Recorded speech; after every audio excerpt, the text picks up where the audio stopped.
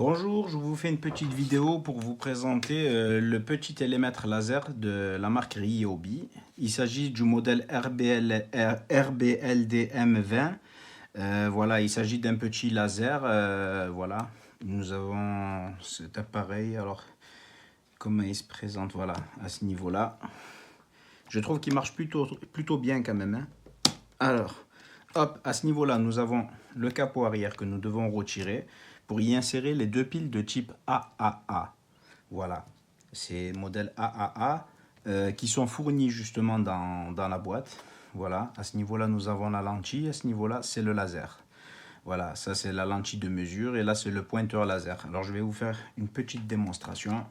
Voilà, une fois inséré les piles, on referme le capot. On a un seul et unique bouton pour l'activer ou l'éteindre. Alors, un simple appui suffit à l'activer.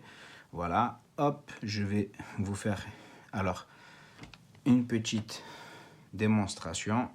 Voilà, si vous voyez un petit pointeur rouge pointé à ce niveau-là, voilà, un petit laser là, ici. Voilà, il nous calcule une distance. Alors, je vais faire un appui. Il nous calcule une distance de 28,1 cm. Voilà, la mesure se prend toujours au bas de l'appareil, c'est-à-dire vous pouvez le pointer même contre un mur, hein, et au pointeur laser, voilà, à l'endroit où le laser a pointé. Voilà, nous avons une distance exacte. Alors, je vais vous mesurer. Alors, ici, nous avons bien les 28,1. C'est 28, ouais, c'est ça, 28. Non, 28 piles, oui. Je mesure 28 cm, ouais. 280 mm. 0,280 mm. Voilà. Enfin, 0,280 mètres, pardon. Ça fait 28 cm. Voilà. Je dois quand même dire qu'il est beaucoup précis. Voilà, il est très précis. Par contre, voilà.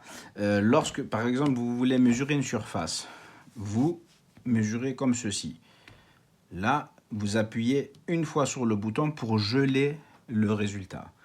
Ensuite, vous faites votre deuxième mesure. Vous appuyez encore une fois sur le bouton et vous gelez votre résultat. Vous aurez la mesure précédente et la mesure actuelle, ce qui fait une longueur fois une largeur.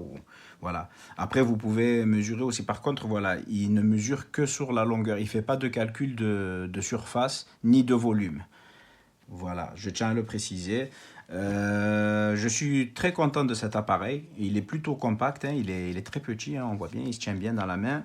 Nous avons un revêtement un peu style caoutchouc là, à ce niveau-là. Ouais, c'est un peu comme du caoutchouc, hein, tendre, légèrement.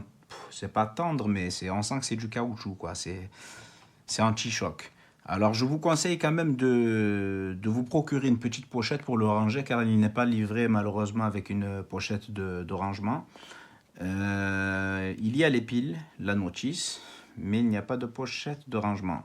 Alors ça serait dommage de devoir l'abîmer en le mettant dans une caisse à outils. Si un outil venait à taper sur la lentille qui se trouve à ce niveau-là, ça pourrait l'endommager. Voilà. Mais en tout cas, il fonctionne très bien et vraiment les mesures sont très précises, hein. J'ai mesuré à plusieurs reprises, plusieurs distances. Il est capable de mesurer jusqu'à 20 mètres. Et oui, l'autonomie des piles est donnée pour fonctionner jusqu'à 7 heures. Mais bon, je pense que pour un usage occasionnel, à moins de le laisser allumer 7 heures, mais sachant voilà, que lorsqu'il ne détecte pas de distance, c'est-à-dire de mouvement, il finit par s'éteindre automatiquement. Voilà. Mais sinon, un simple appui suffit à l'éteindre. Voilà. Un appui de, on va dire 5 secondes, environ 5 secondes, ça suffira à l'éteindre. Je vous remercie d'avoir regardé cette vidéo.